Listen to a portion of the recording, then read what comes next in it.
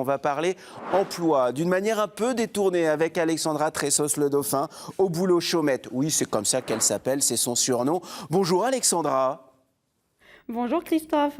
J'adore la lecture de votre livre, Les tribulations drôles et féroces d'une chômeuse. Il faut nous raconter votre parcours, parce que là, on est dans quelque chose d'assez humoristique, mais finalement de très très concret. Vous nous racontez votre histoire ? Oui, bien sûr, avec plaisir. Alors, c'est l'histoire d'une assistante commerciale qui se fait licencier pour motif économique et qui, à partir de ce moment-là, connaît le vrai parcours du combattant pour retrouver un emploi. Donc, cette histoire, c'est mon histoire, puisque c'est basé quand même sur pas mal d'anecdotes issues de mon cru, même si après, par la suite, j'ai ajouté des anecdotes de mon réseau, donc d'amis qui ont connu les mêmes déboires que moi avec le chômage. Donc, ça va raconter un peu mes déboires, entre guillemets, avec Pôle emploi, les dysfonctionnements qu'il peut y avoir, et aussi tout ce qui est, on va dire, entretien d'embauche un petit peu raté, où j'ai l'impression qu'on va m'embaucher, puis au final, pour une raison X ou Y, il se passe toujours quelque chose, je sais pas, quelque chose enraye la machine et je décroche pas le poste. Bon, Alexandra, c'est votre histoire, mais vous avez parlé de votre réseau. Alors, on jette la pierre à personne, oui, évidemment, mais finalement, il y a des points communs avec tous les demandeurs d'emploi, n'est-ce pas ? C'est un parcours du combattant. Oui, bien sûr. Mais vous l'avez raconté avec humour. Vous avez tout de suite pris l'angle de l'humour. Pour quelle raison ? Parce que le chômage, c'est quelque chose d'assez dramatique en soi. Les gens qui le vivent mal. Je ne connais pas une seule personne qui va se sentir à l'aise vis-à-vis de son chômage. Et j'avais envie qu'une fois que le lecteur ferme le livre, il en ressorte à la fois avec un sentiment, disons, qui se sente compris, et en même temps que j'essaye de le faire rire pour dédramatiser un peu de cette situation pas drôle au final. Donc oui, le but, c'était ça. Voilà, vraiment faire sourire le demandeur d'emploi, même si malheureusement il n'y a pas matière à rire. Voilà. Alors c'est ça qui est paradoxal alors vous avez pris contact avec nous via Facebook, je le dis souvent, mais ça fonctionne. Oui, et je remercie énormément mon réseau Facebook, entre parenthèses, parce qu'il faut dire que les réseaux sociaux fonctionnent bien et nous aident bien à avancer pour nous tous d'une manière générale, mais surtout pour les petits auteurs comme moi, c'est capital. Ils sont vitaux, les gens qui sont derrière Facebook. Et puis même pour les demandeurs d'emploi, ça marche aussi via Facebook, en étant très très prudent. Oui, on en a déjà parlé dans cette émission. Vous avez entendu cette phrase qui est hallucinante, mais qu'on entend encore. Désolé, vous êtes la meilleure. À l'entretien, vous étiez la meilleure. Le CV, topissime. Vos études, remarquables. Mais vous êtes trop diplômée. C'est ça. Mais vous êtes trop diplômée, oui. Ah oui, je l'ai entendu plusieurs fois. Écoutez, que dire face à ça, c'était... Bon, on subit. Ça agace, non ? On est trop diplômés. Oui, c'est agaçant, bien sûr, c'est agaçant. Et du coup, on m'avait conseillé d'enlever une ligne sur mon CV, d'enlever un diplôme pour essayer de décrocher un emploi. Mais c'est pas du tout dans mon éthique, parce que je suis plutôt quelqu'un d'authentique et d'honnête. Et il n'était pas question que j'arrive en entretien et que je mente sur une partie de ma vie, des choses que j'ai pu accomplir à mon modeste niveau, évidemment. J'ai pas fait des choses extraordinaires. Alexandra, il faut...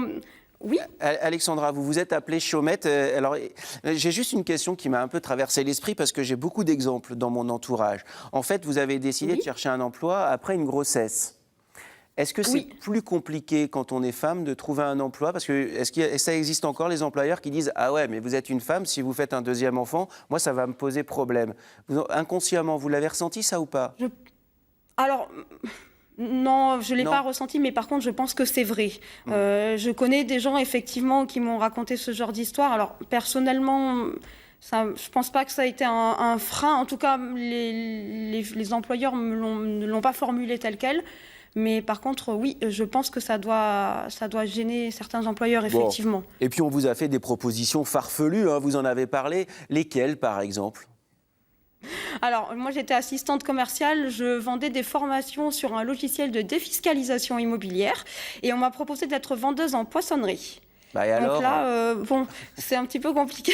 Alors écoutez, ça n'a rien à voir. Non. D'abord, bon, alors, ok, c'est vrai qu'il y a le sens du commerce derrière, puisqu'on doit quand même être face à la clientèle Bah oui. et parler un minimum du poisson, mais ça reste quand même un cœur de métier qui n'a rien à voir avec ce que je faisais. Concrètement, il faut quand même le dire. Et évidemment, alors il y a aussi beaucoup de personnes qui cherchent de l'emploi et en lisant ce livre, alors oui, on peut sourire, mais ce que j'ai trouvé très intelligent de votre part, c'est que vous donnez aussi des conseils. Oui, parce que, et je le fais d'ailleurs, et j'essaierai de le faire dans les livres qui vont suivre à chaque fois, quel qu'en soit leur sujet. Je pense qu'il est important que les lecteurs, une fois qu'ils ont terminé le livre, bon, qu'ils aient ri, c'est super, parce que déjà, c'est tout simplement mon but. Bah, ça fait du Mais j'ai bien envie aussi, qu'ils en ressortent avec des clés. Voilà, ça leur fait du bien, et j'ai envie qu'ils sortent avec des clés qui peuvent leur ouvrir les portes de leur future vie professionnelle. Donc, c'est des conseils que j'ai appliqués, enfin, ce sont des choses que j'ai appliquées moi-même. Ouais, Donc, mais faites gaffe, parce que Alexandra, si vous dites que vous voulez leur donner des clés, ils vont vous proposer un poste de serrurier demain, hein. Faites très attention à ce que vous faites. Bon, bah alors là, ça serait compliqué, parce que vu mes piètres compétences dans tout ce qui touche au manuel, Mais oui. je peux vous dire, c'est même pas la peine. Ça s'appelle Au boulot Chaumette, c'est signé Alexandra Tressos Le Dauphin aux éditions La Boîte à Pandore. Oui, c'est drôle, oui, c'est réaliste et oui, il y a des conseils de la part d'Alexandra. Vous avez écrit d'autres livres, hein, bien sûr, sur le célibat aussi, Alexandra. Voilà, hop, je vous le montre. Célibataire, faut pas t'en faire. Alors celui-ci, par contre, il n'est pas inspiré de ma vie, il est inspiré de la vie de mon réseau social, voilà, des gens que je connais, que ce soit via Facebook ou dans mon entourage.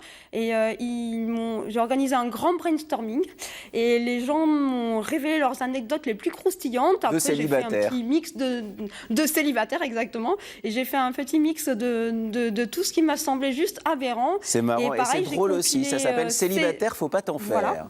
Et vous avez écrit un autre livre, un livre jeunesse cette fois-ci, qui concerne le tri. On a parlé biodiversité, ça tombe bien. C'est ce livre-là et ça fait comprendre aux enfants Matéli fait son tri. Et justement, Matéli fait son tri. Exactement. Et ça permet de faire comprendre aux enfants que c'est important de trier, de prendre aussi conscience de leur environnement. Merci beaucoup, Alexandra. Voilà. Dernière question. Merci vous avez trouvé un boulot ou pas?